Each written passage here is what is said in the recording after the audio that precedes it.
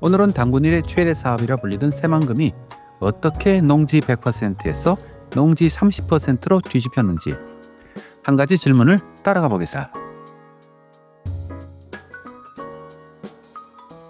먼저 숫자 하나만 말씀드리겠습니다. 1991년 새만금 사업이 처음 착공됐을 때 이 땅의 농업용지 비율은 100%였습니다. 그러니까 모든 새만금은 농지를 위해서 준비되었죠. 2007년에는 72%로 줄었고 2010년에는 30%로 확정됐습니다. 농지 70%포인트가 20년 사이에 사라진 겁니다. 이건 단순히 새만금 한 사업의 문제가 아닙니다. 조선부터 600여 년간 이어진 한국 사람들이 땅을 향한 열망이 어디서 어떻게 꺾였는지를 보여주는 가장 선명한 장면입니다. 오늘 영상이 끝나면 식량을 위한 땅이 어느 순간 개발을 위한 땅으로 바뀐 그 분기점을 보실 수 있습니다.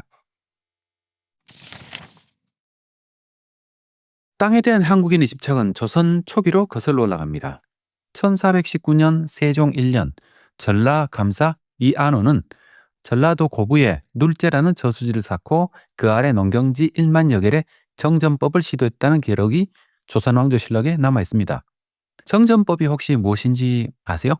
우물정자처럼 땅을 구등분해가지고 가운데를 공동경작지로 두는 고대 중국의 토지제도입니다. 핸드폰에도 우물정자가 있죠. 지금 우리가 흔히 보는 바둑판처럼 잘 정돈된 논 그 원형이 이미 600년 전에 한반도에서 시도되고 있었다는 뜻입니다. 그리고 같은 시기 호남평야는 지금 우리가 아는 모습이 아니었습니다. 삼국시대까지만 해도 바다는 전주 코앞에까지 들어와 있었습니다. 김제 만경 일대의 갯벌은 빙하기 이후에 해수면 상승으로 물에 잠겨 있었던 땅이었고요.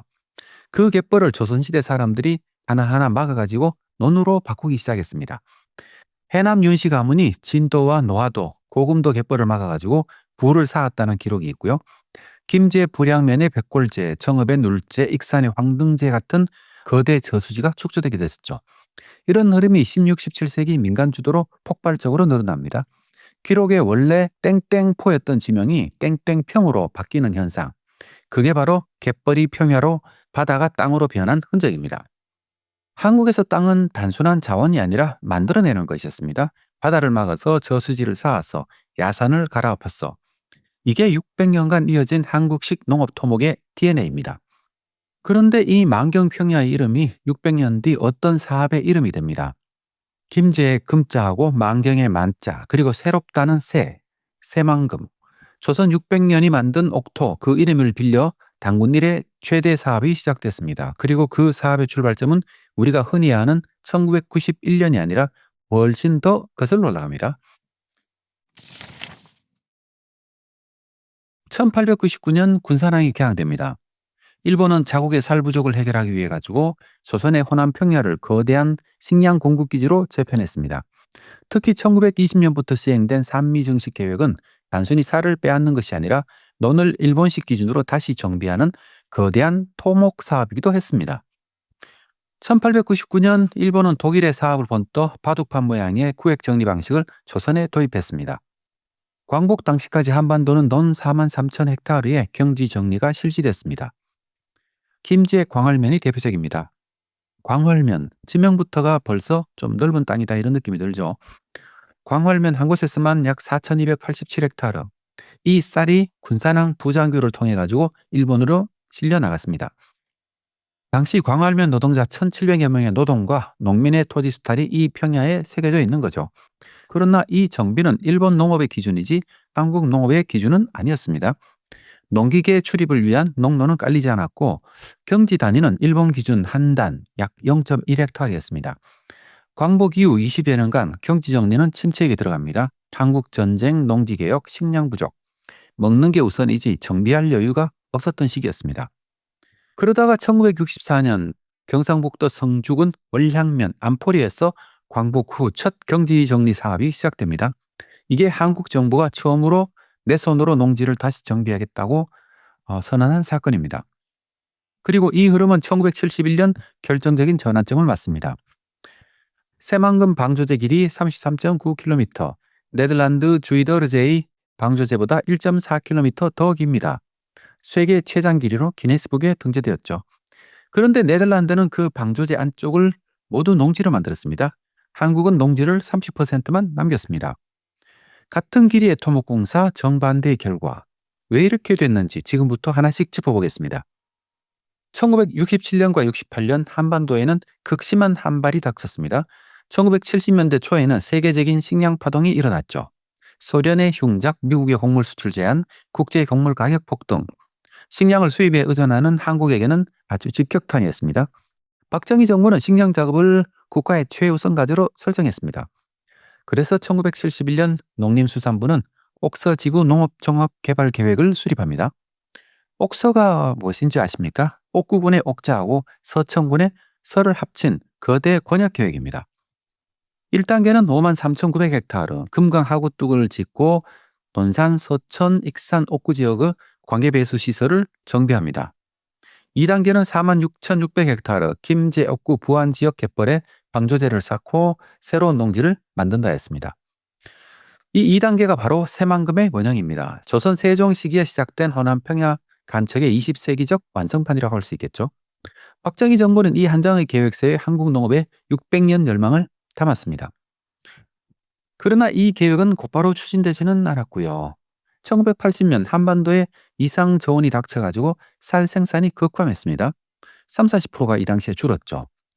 1980년 쌀 흉작은 식량안보 위기로 바로 직결됐고요. 정부는 다시 간척 농지 확보로 눈을 돌렸습니다. 1986년 김제지구 간척지 농업개발 사업으로 이름이 바뀌며 본격 검토됐고요. 1987년 11월 전북 무주 출신의 황인성 농림수산부 장관이 처음으로 새만금 간척이라는 이름을 공식 사용했습니다. 그리고 한 달 뒤 1987년 12월 제13대 대통령 선거가 다가오면서 민정당 노태우 후보가 새만금 사업을 전북 지역 선거 공약으로 발표했습니다. 식량안보로 시작된 사업이 선거 공약으로 옮겨탄 순간이었죠. 여기까지가 왜 만들었나입니다.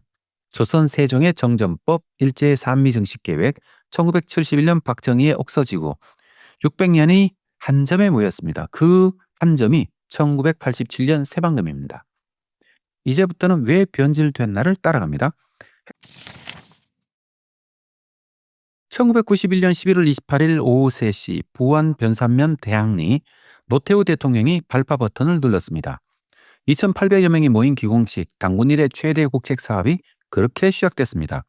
그리고 1991년 시점 새만금 내부 토지 28,300헥타르, 100%는 농지였습니다. 연간 쌀 14만 톤 생산, 식량안보의 열망 그 자체였습니다. 그런데 사업이 시작된 직후 1994년 4월 농림부는 첫 번째 변경안을 내놓습니다. 농림수산단지 97%에서 63%로 줄이고 복합산업단지를 3%에서 37%로 늘리는 안, 불과 3년 만에 농업용지 34%포인트 줄이는 안이 등장한 겁니다. 이 안은 결국 채택되지는 않았죠. 농민단체들의 반대가 굉장히 심했기 때문에요. 그렇지만 농지에서 다른 용도로 바꿀 수 있다는 인식의 균열이 이미 1994년부터 시작됐다는 신호였습니다. 그리고 1996년 시화호 수질오염 사건이 터집니다. 방조제를 막은 담소의 수질이 농업용수로조차 쓸 수 없을 정도로 악화됐다는 사건이었죠. 환경단체는 새만금도 같은 길을 갈 것이다 라고 경고했고 사업은 1999년부터 2년간 공사가 중단됩니다. 그리고 그 사이 사회 경제적 조건이 바뀌었습니다. 한국이 굉장히 빠르게 발전할 때였죠. 2000년 한국 쌀 자급률이 거의 130%까지 갔고요. 2005년에도 102%까지 갔습니다. 쌀이 모자라기는커녕 남기 시작한 거죠. 쌀이 남는 시대에 농지를 28,300헥타르를 더 만들 필요가 있는가? 쌀을 더 생산할 필요가 있는가? 이 질문이 2000년 내내 새만금을 짓눌렀습니다.